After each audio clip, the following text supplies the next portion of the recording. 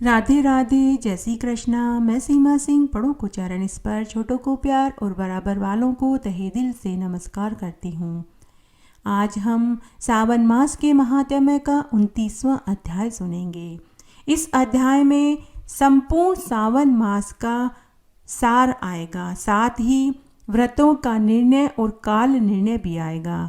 साथ ही इस अध्याय में सावन मास के स्नान की और महादेव जी के चमत्कार की एक पौराणिक कहानी भी आएगी। अब तक हमने 28 अध्याय सुने हैं। अगर आपका कोई भी अध्याय सुनने से छूट गया है तो डिस्क्रिप्शन बॉक्स में मैं उसका लिंक छोड़ दूंगी, आप वहां से अपना छूटा हुआ अध्याय सुन सकते हैं। और हमेशा की तरह आपसे एक करुण रिक्वेस्ट है कि अगर अभी तक आपने मेरे चैनल को सब्सक्राइब नहीं किया है तो कृपया मेरे चैनल को सब्सक्राइब करें ताकि मेरा आगे आने वाला वीडियो सबसे पहले आपको मिले। धन्यवाद।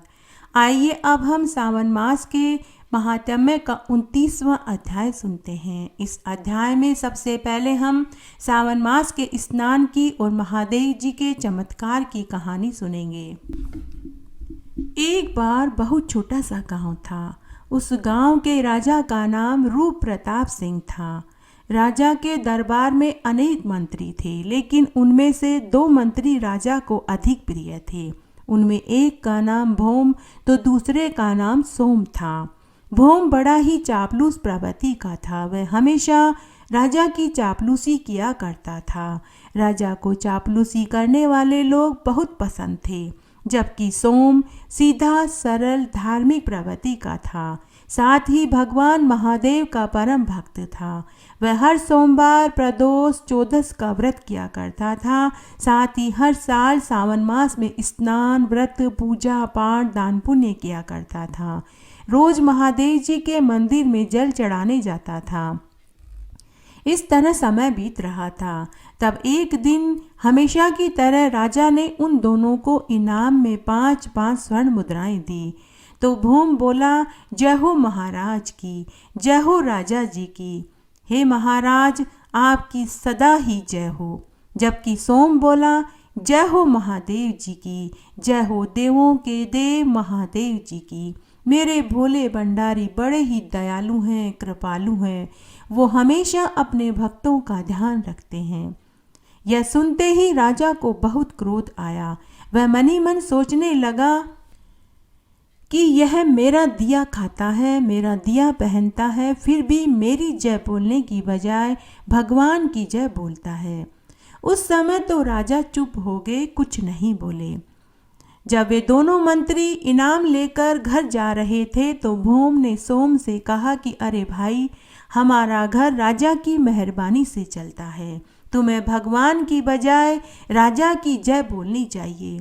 तब सोम ने कहा कि अरे भाई, जब तक ऊपर वाले का हाथ सिर पर है तब तक कोई किसी का कुछ बिगाड़ नहीं सकता। मेरा मालिक ही देने वाला है, वो ही लेने वाला है। कौन किसको देता है, कौन किससे लेता है। अगर मेरे मालिक की मर्जी न हो तो पत्ता भी नहीं हिल सकता। मेरे महादेव की कृपा से मेरा घर चलता है। इस तरह वे दोनों बातें करते करते अपने अपने घर चले गए। समय बीतने लगा। सावन का महीना चल रहा था। राजा की बेटी का स्वयंवर था। बड़े बड़े राजा महाराजा महल में आए हुए थे। महल में तरह तरह के पकवान बनाए जा रहे थे। महल में बहुत भारी उत्सव चल रहा था। शाम तक राजकुमारी ने अपने पसंद के राजकुमार को स्वयंवर में चुन लिया। धूमधाम से विवाह संपन्न हो गया। पूरी प्रजा ने भोजन खाया। राजकुमारी को राजा ने खूब दान दहेज दिया। गहने, कपड़े, हाथी, घोड़े, ऊंट, रथ, दास दासियां, बांदियां उपहार में देकर राजकुमारी को विदा कर दिया। राजा ने पूरी प्रजा को उपहार दिए। राज्य के सभी पंडितों, महात्माओं, गरीबों सबको राजा ने उपहार दिए। सभी विदा हो गए। अंत में राजा ने अपने मंत्रिमंडल के सभी मंत्रियों और दरबारियों को भी उपहार दिए। सभी मंत्री और दरबारी उपहार लेकर राजा की जय बोल रहे थे। लेकिन उस दिन भी सोम ने उपहार लेकर महादेव जी की ही जय बोली। उस दिन राजा ने गुस्से में भर कर कहा कि अरे मूर्ख, उपहार में रुपये, पैसे, स्वर्ण मुद्राएं तू मेरे से लेता है और जय महादेव की बोलता है। तब भोम बड़े ही सरल लहजे में बोला कि हे महाराज, मेरे महादेव बड़े ही दयालु हैं, कृपालु हैं, दीन दयाल हैं। वे आपको इस कटु वचन पर माफ कर देंगे। उस दिन राजा ने निश्चय कर लिया कि मैं इस सबक जरूर सिखाऊंगा। तब एक दिन राजा ने भोम और सोम दोनों मंत्रियों को दरबार में बुलाया। तब राजा ने भोम से कहा कि तुम उस रास्ते से आज घर जाना जिस रास्ते से केवल मैं ही जाता हूँ और कोई उस रास्ते से नहीं जाता। तब राजा ने सोम को दरबार में रोक लिया और भोम को पहले भेज दिया। तो भोम बोला कि जय हो महाराज की, जय हो मेरे राजा जी की। हे महाराज, आपकी सदा ही जय हो। जब भोम राजा के बताए हुए रास्ते से जाने लगा तो वहाँ पूरे रास्ते में फूल बिखरे हुए थे, इत्र की खुशबू आ रही थी। मुलायम मखमल वाली कालीन पूरे रास्ते में बिछी हुई थी। तब भोम मनी मन सोचने लगा कि मैं कितना भाग्यशाली हूँ, मैं उस रास्ते से जा रहा हूँ जिस रास्ते से राजा जी जाते हैं। अहो, मैं कितना भाग्यशाली इंसान हूँ। अगर आज मैं आंख बंद करके भी इस रास्ते से घर जाऊं तो भी मैं आराम से चल सकता हूँ। और वह पूरे रास्ते में आंखें बंद करके घर चला गया। उस रास्ते में राजा ने चांदी की अशर्फियों से भरी हुई थैली रखी थी जिसे भोम देख न सका। उसके बाद दोपहर के बाद राजा ने सोम को भी उसी रास्ते से घर जाने को कहा। तो सोम पुनः बोला, जय हो देवों के देव महादेव की, जय हो भगवान भोलेनाथ की, और आकाश की ओर देखकर प्रणाम करने लगा। राजा को उसकी इस बात से चिढ़ होती थी। राजा मनी मन सोचने लगा और हंसने लगा, आज तुझे पता चल जाएगा कि तुझे मेरी जय न बोलने का कितना भारी नुकसान उठाना पड़ा है। फिर सोम उसी रास्ते से घर चला गया। रास्ते में उसे चांदी की अशर्फियों की थैली मिली। उसने उसे खोल कर देखा तो उसमें चांदी की अशर्फियाँ भरी हुई थी। उसने महादेव की जय बोली और थैली लेकर घर आ गया। दूसरे दिन राजा ने सोम और भोम दोनों को पुनः दरबार में बुलाया। सबसे पहले राजा ने भोम से पूछा कि बताओ, तुम्हें कल रास्ते में क्या मिला? तो भोम बोला कि महाराज, पूरे रास्ते में फूल बिखरे हुए थे, इत्र की खुशबू आ रही थी, पूरे रास्ते में कालीन बिछी हुई थी, तो मैं तो पूरे रास्ते आंखें बंद करके घर गया था, मुझे तो रास्ते में कुछ नहीं मिला। फिर राजा ने सोम से पूछा तो सोम ने कहा कि महाराज, मुझे तो महादेव जी की कृपा से चांदी की अशर्फियों की थैली मिली। राजा को अपने आप पर बहुत गुस्सा आया। वह मनी मन सोचने लगा कि चांदी की अशर्फियों की थैली तो मैंने भोम के लिए रखी थी। सोम को तो मैं सबक सिखाना चाहता था, लेकिन यह चाल तो उल्टी पड़ गई। कोई दूसरा उपाय ही सोचना पड़ेगा। इस तरह फिर 2 दिन निकल गए। 2 दिन बाद राजा ने फिर से दोनों मंत्रियों को दरबार में बुलाया। राजा ने भोम को एक लकड़ी और एक बैंत दी और जबकि सोम को एक कंबल दिया। उस दिन भोम को राजा का उपहार पसंद नहीं आया, लेकिन फिर भी वह चापलूसी करते हुए बोला कि महाराज की जय हो, हे राजा जी, आपकी सदा ही जय हो। तो सोम हमेशा की तरह बोला, जय हो मेरे भोले बाबा की, जय हो मेरे भोले भंडारी की, जय हो मेरे बाबा, बड़े ही दयालु हैं, कृपालु हैं, वे कभी अपने भक्त को दुख नहीं देते। इस तरह भोम पहले घर की ओर चल दिया। थोड़ी देर बाद सोम भी घर की ओर चल दिया। भोम ने राजा की दी हुई लकड़ी और बैंत रास्ते में फेंक दी, क्योंकि वे उपहार उसे पसंद नहीं आए थे, और वह घर चला गया। पीछे पीछे सोम आ रहा था। उसने रास्ते में पड़ी लकड़ी और बैंत उठा ली और घर ले आया। जब उसके बच्चों ने बैंत देखी तो वे उससे खेलने लगे। तभी उसमें से हीरे मोती गिरने लगे और वह लकड़ी भी चंदन की निकली। अगले दिन भोम महल में गया, लेकिन सोम नहीं गया। तब राजा ने भौम से पूछा कि आज सोम दरबार में क्यों नहीं आया। तब भौम बोला कि महाराज, महादेव बड़े दयालु हैं, उसे तो हीरे मोती का गड़ा खजाना मिल गया है, वह तो बहुत अमीर आदमी बन गया है। तो राजा ने कहा कि अरे मूर्ख, वह लकड़ी और बैंत जो मैंने तुझे दी थी वे कहाँ हैं? वे बहुत कीमती थे। वह लकड़ी चंदन की थी और उस बैंत में मैंने हीरे मोती भर कर तुझे दिए थे। यह सुनते ही भोग का सिर चकराने लगा। भोग ने हाथ जोड़कर सर झुकाकर राजा से बोला कि हे महाराज, मुझे आपका वह उपहार अच्छा नहीं लगा था तो मैंने उसे रास्ते में ही फेंक दिया था। यह सुनते ही राजा को पूरा माजरा समझ में आ गया। उस दिन राजा ने भी हार मान ली। वह भी आकाश की ओर दोनों हाथ जोड़ते हुए बोला कि हे महादेव जी, मुझे माफ़ कर देना। आप बड़े ही दयालु हैं, कृपालु हैं। जिस पर आपकी कृपा हो उसे कौन ठग सकता है। मैं आपके भक्त को नीचा दिखाना चाहता था, लेकिन जिसके ऊपर आपका हाथ हो उसका कौन बाल बांका कर पाया है। उस दिन के बाद राजा भी भगवान महादेव का परम भक्त बन गया। उस दिन राजा को भी पता चल गया कि वह तो मात्र एक जरिया है, भंडार भरने वाले तो ईश्वर हैं। अब राजा भी हर सोमवार, प्रदोष, चौदस और सावन का व्रत करने लगा। इस तरह उस राजा ने भी महादेव के चमत्कार को देख लिया। भगवान महादेव जिसके ऊपर कृपा करें उसे कौन हरा सकता है। इस तरह आज मैंने आपको सावन मास के स्नान की और महादेव जी के चमत्कार की कहानी सुनाई। आइए अब हम सावन मास के महात्म्य का 29वां अध्याय सुनते हैं।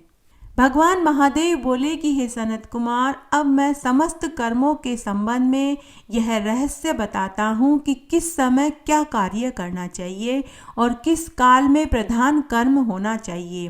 पूजन तथा जागरण सावन में कैसे करने चाहिए। हे सनत कुमार, मैं तुम्हें सावन मास के व्रतों के समय का वर्णन बताता हूँ। प्रमुख रूप से तो व्रत का समय रात्रि का ही कहा गया है तथा दिन में भोजन निषेध कहा गया है। उद्यापन व्रतों की तिथि में बताया गया है। किसी कारण से यदि व्रत की तिथि में उद्यापन न हो सके तो शुभ समय में एक दिन पूर्व अधिवासन के पश्चात अगले दिन विधि विधान से हवन आदि कर्म करके उद्यापन करना चाहिए। व्रत का धारण व पारण भी तिथि का घटना या बढ़ना बाधक नहीं होता। श्रावण शुक्ल प्रतिपदा को संकल्प करके उपवास और अगले दिन भोजन करना चाहिए। इस प्रकार से पारण के दिन मूंग चावल ही खाने चाहिए। पारण के समय यदि एकादशी आ जाए तो 3 दिन का उपवास करना चाहिए। रविवार के दिन व्रत तथा पूजन का समय प्रातःकाल बताया गया है। इसके लिए सोमवार को सायंकाल का समय उत्तम है। मंगलवार, बुधवार और गुरुवार के दिन व्रत व पूजन में प्रातःकाल का समय प्रमुख बताया गया है। शुक्रवार के दिन व्रत के लिए पूजन का समय तथा रात्रि को जागरण करना चाहिए। शनिवार को श्री नरसिंह भगवान के पूजन का समय सायंकाल बताया है। शनिवार के व्रत तथा दान में मध्याह्न काल मुख्य है और श्री हनुमान जी का पूजन दोपहर में करना चाहिए। अश्वत्थ का पूजन प्रभात काल में ही इष्ट है। हे सनत कुमार, रोटक व्रत में सोम युक्त प्रतिपदा तिथि 3 मुहूर्त से अधिक लेनी चाहिए, अन्यथा पर्व की तिथि श्रेष्ठ होती है। स्वर्ण गौरी व्रत में चतुर्थी युक्त तृतीया उत्तम होती है। औदुंबर व्रत में द्वितीया सायंकाल व्यापिनी तथा तृतीया युक्त तिथि उपयुक्त होती है। दोनों दिन सायंकाल व्यापिनी। श्री गणेश चतुर्थी व्रत में तृतीया युक्त चतुर्थी श्रेष्ठ होती है। नाग पूजन में षष्ठी युक्त पंचमी श्रेष्ठ होती है तथा सुपोधन नामक व्रत में सायकालीन व्यापिनी सप्तमी होनी चाहिए। पवित्रारोपण व्रत में रात्रि युक्त अष्टमी श्रेष्ठ होती है। कुमारी व्रत में रात्रि व्यापिनी नवमी श्रेष्ठ होती है। आशा व्रत में रात्रि व्यापिनी दशमी तिथि श्रेष्ठ बताई गई है।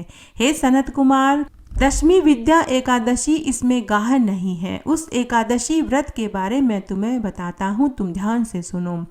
वैष्णव अरुणों उदय काल में दशमी का वेद मानते हैं तथा स्मार्तों के सूर्य उदय काल में दशमी का वेद माना जाता है।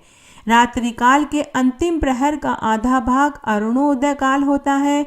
इसी प्रकार से द्वादशी को भी पवित्रारोपण का विधान है। अनंग व्रत में रात्रि व्यापिनी त्रयोदशी लेनी चाहिए, किंतु दूसरा प्रहर व्यापिनी होने से अधिक उत्तम बताया है। महादेव के अर्थात मेरे पवित्रारोपण में रात्रि व्यापिनी चतुर्थी तिथि उत्तम है। अर्धरात्रि व्यापिनी होने से अति उत्तम है। उपाकर्म उत्सर्ग में पूर्णिमा और श्रवण क्षेत्र ही माने गए हैं, और यदि अगले दिन पूर्णिमा हो तो अगले दिन करना चाहिए। ऋग्वेदियों को प्रथम दिवस करना चाहिए और तैत्तिरीय शाखा वाले यजुर्वेदियों को अगले दिन 3 मुहूर्त पूर्णिमा रहने पर भी उपाकर्म उत्सर्ग दोनों कर्म पहले दिन कर लेने चाहिए। पहले दिन 1 मुहूर्त के पश्चात पूर्णिमा व श्रवण नक्षत्र व अगले दिन 2 मुहूर्त के अंदर पूर्णिमा श्रवण नक्षत्र समाप्त होता हो तो प्रथम दिवस में करना चाहिए। सामवेदियों को अपराह्न में हस्त नक्षत्र हो तो उपाकर्म व उत्सर्ग करना चाहिए। इसके पश्चात सभादीप करना श्रेष्ठ होता है। जो समय श्रावणी कर्म के लिए निर्दिष्ट किया गया है वही सर्प बलि के लिए भी उत्तम है, किंतु रात्रि में अपने अपने ग्रह सूत्र के अनुसार करना चाहिए। श्रावणी कर्म तथा सर्प बलि कर्म के लिए सूर्यास्त के समय व्यापिनी पूर्णिमा का समय उत्तम है तथा हैग्रीव जयंती के लिए मध्या व्यापिनी पूर्णिमा का समय उत्तम है। रक्षाबंधन के लिए अपराह्न काल में व्यापिनी पूर्णिमा तथा संकिष्टी चतुर्थी चंद्रोदय समय व्यापिनी गया है। दोनों दिन यदि चंद्रोदय काल व्यापिनी हो या दोनों दिन न हो तो पहले दिन करना चाहिए, क्योंकि तृतीया को चतुर्थी काल के संयोग से महान पुण्य फलदायक होता है। हे पुत्र, गणपति की प्रसन्नता के लिए चतुर्थी काल के संयोग का व्रत करना चाहिए। गणेश चतुर्थी, गौरी चतुर्थी व बहुला चतुर्थी के अतिरिक्त चतुर्थी अन्य देवताओं के पूजन में पंचमी विधि करनी चाहिए तथा श्री कृष्ण जन्माष्टमी के लिए अर्धरात्रि का समय उत्तम है। तिथि निर्णय के संबंध में कुल 6 प्रकार माने जाते हैं, जैसे दोनों पूरे दिन व्याप्ति, दोनों दिन केवल अव्याप्ति, दोनों दिन अंश में समव्याप्ति तथा दोनों दिन अंश से विषम व्याप्ति, प्रथम दिवस पूर्ण व्याप्ति, अगले दिन व्याप्ति। इन 6 प्रकारों में से 3 प्रकारों में जिसमें संदेह नहीं है उसी को मैं तुम्हें कहता हूँ। विषम व्याप्ति में अंश व्याप्ति से अधिक व्याप्ति श्रेष्ठ है। एक दिन जो तिथि पूरी हो वह दूसरे दिन अधूरी मानी जाती है तथा पहले दिन अव्याप्ति व अगले दिन अंश व्याप्ति हो तो अंश व्याप्ति श्रेष्ठ होती है।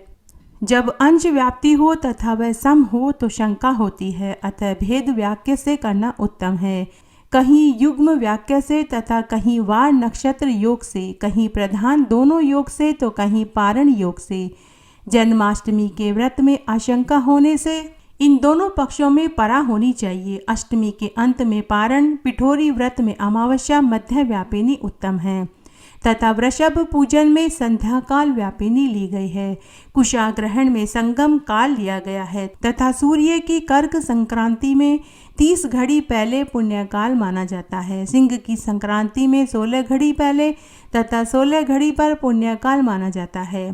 कुछ संत लोग सिंह संक्रांति से पहले 16 घड़ी पुण्यकाल बताते हैं। हे सनत कुमार, अगस्त्य ऋषि के अर्घ्य का फल मैं तुम्हें पहले ही बता चुका हूँ। भगवान महादेव बोले कि हे सनत कुमार, समस्त कर्मों का फल निर्णय मैंने विस्तार पूर्वक तुम्हें बताया है। यह अध्याय जो कोई भी श्रद्धा भक्ति पूर्वक कहता है, सुनता है, उसे सावन मास में किए जाने वाले सभी व्रतों का फल प्राप्त हो जाएगा। इस प्रकार आज मैंने आपको सावन मास के महात्म्य का 29वां अध्याय सुनाया। आशा करती हूँ यह आपको जरूर पसंद आएगा। मेरे साथ बने रहने के लिए आपका धन्यवाद। आगे की कथा कहानी के लिए भी आप इसी तरह मेरे साथ बने रहें। धन्यवाद।